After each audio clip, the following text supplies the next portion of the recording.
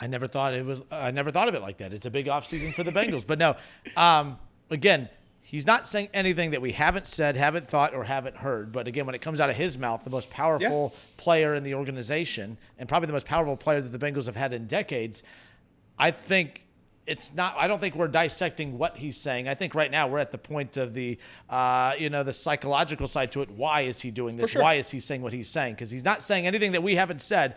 But when he says it, it's like, well, why does he feel the need to have to say that? That's why I find this alarming, I guess, at the end of the day. Speaking of not saying anything we haven't said, Joe Burrow followed up how crucial it was to extend all these guys by saying, we need our young guys to come on. We need to draft well. We need to get guys that come in and produce immediately. We don't have any more time to wait around. And that's exactly what we've all been saying. These decisions get made 10 times, 15 times easier if you can draft well. If you can get young guys in free agency that can come in and produce, these decisions get made basically for you. But the thought that the Bengals can't draft to fill some of their holes, the thought that the Bengals can't get value free agents to fill some of their holes, or why Bengals fans are so hesitant to give the big money to these three guys. But Joe Burrow obviously saying here, you don't just let big guys walk because you can't do something well. You got to just figure out how to draft well. Because if you can, then you re-sign these guys. That's where we see Philly at right now. They're in the Super Bowl 2 times in, 4 years? Because they're able to draft well. They have 8 starters on defense on rookie contracts. Then they have big money on star players. That's possible because of the draft. And it's great to see that Joe Burrow is hammering that home as well. Maybe this could push the Bengals to hire a scout. 1 scout would be nice. Yeah, I listen, and this goes back to what we said earlier. All the pressure is on the Bengals right now, because they are going to get roasted if they don't do this. Because as Joe keeps eloquently saying on all these shows, they have the ability to do it. And if you have the ability to do something, you have to do it, in my opinion. It's just it doesn't make sense to not bring back 2 superstars because you don't want to pay, you don't want to spend money. You want to spend money elsewhere when spending money elsewhere hasn't gotten you a whole lot either. I think this is a no-brainer. I think this is great what Joe Burrow is doing. He's smart. Everything he does is calculated. And him being as blunt as he is right now in all these shows, I think it's setting a pretty large message. And you talked about earlier, like winning now, like how important is winning right now in regards of building a future for your franchise. If you don't win now with Joe Burrow, you will not have a future because Joe Burrow will not come back here if you're not going to do this. You get a couple more years out of Joe here. You get 3 more years out of Joe. If they don't win games, I promise you this, there is no amount of money that's going to keep Joe Burrow here.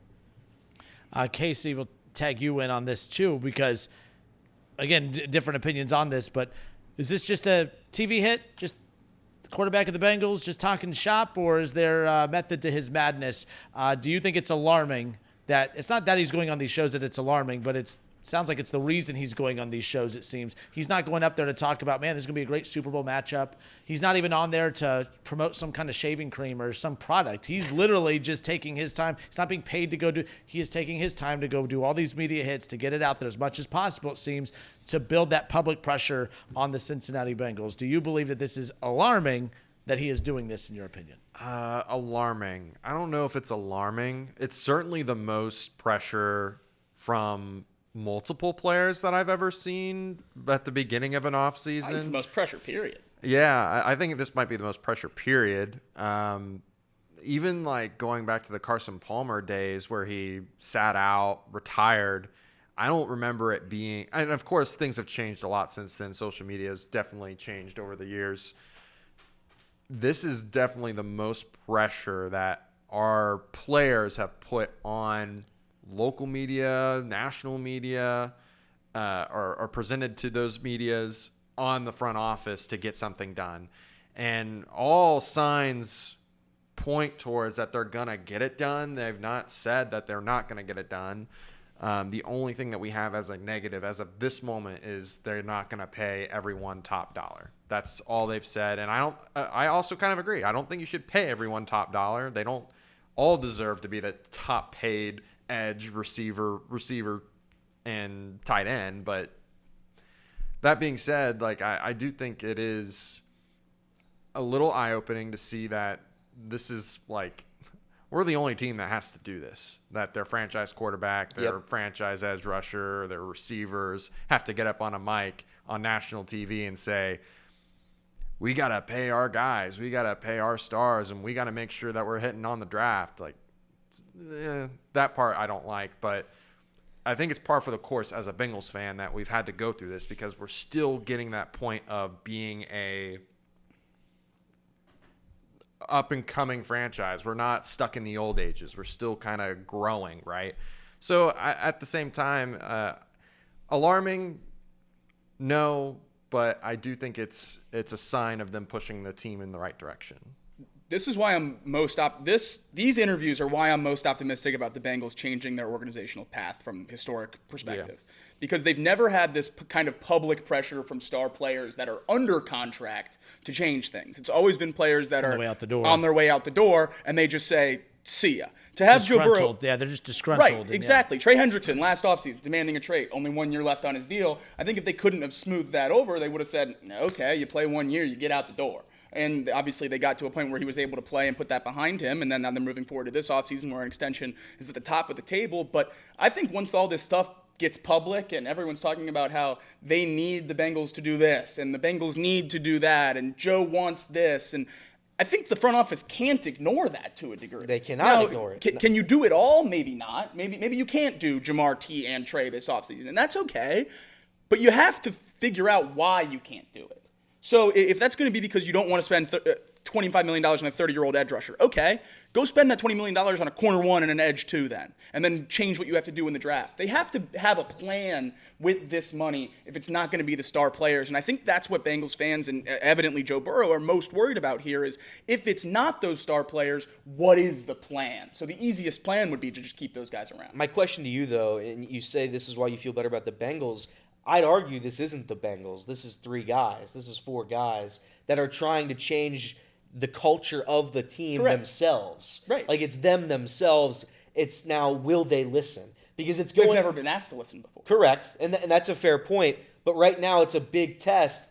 I agree with you. If they listen, then I know they're in the right direction. If they're going to ignore this media publicity stuff that's going on here, then we know we've lost. I'm with you. Then we know this organization is back to what it was 15, 25 years ago, which was a joke. Without the media tour, I'd have an almost 0% confidence of Trey Hendrickson, T. Higgins, and Jamar Chase coming back. Yep. That's what I'm saying. I think this could push them towards that cliff, almost forcing them to get this done, because when Carson Palmer requires retirement or requests a trade or however that shook out, it was his word against the Bengals' word for how that all goes down, right? And then you're just picking sides between quarterback and organization, and fans and anyone else usually sides with the player and things like that, and that never looks good. But whatever it wasn't facts. It was all just, back and forth between 2 guys.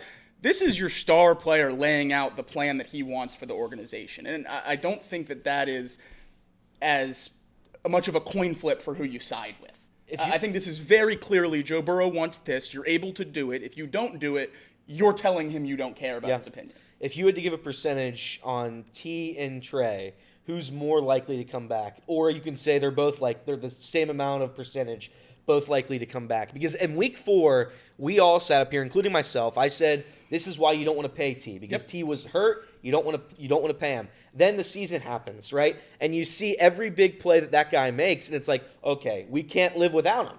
So now I sit here and I watch these media interviews, and I say he's the one that, in my opinion, has to come back. He has to. I know I love Trey. I think he's great, and I do think that percentage for him to come back too is relatively high. But I think there's like a 75% chance that T comes back. I would say it's about 50-50 whether Trey. I'm 60-40, 40-60.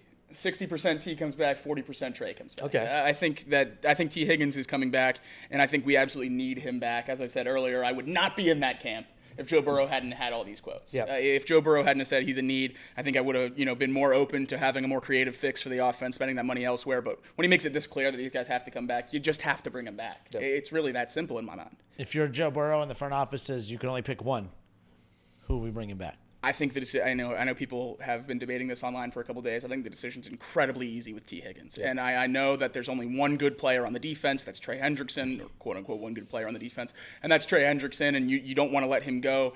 My thing is, if you're bringing in Al Golden, then you're going to have to revamp 8 of the 11 spots on defense anyway. Why not just start over? Yep. If you have to pick, why not just start over? Why not just get his guys in the building, trade Trey Hendrickson for whatever his value is? That's the other side of this coin. Letting Trey Hendrickson go, you get value for him. Yeah. Letting T. Higgins walk, more likely than not, that's free agency. So if I had to choose, I am absolutely picking T. Higgins to stay in Cincinnati, and I think that's because Joe Burrow needs him here.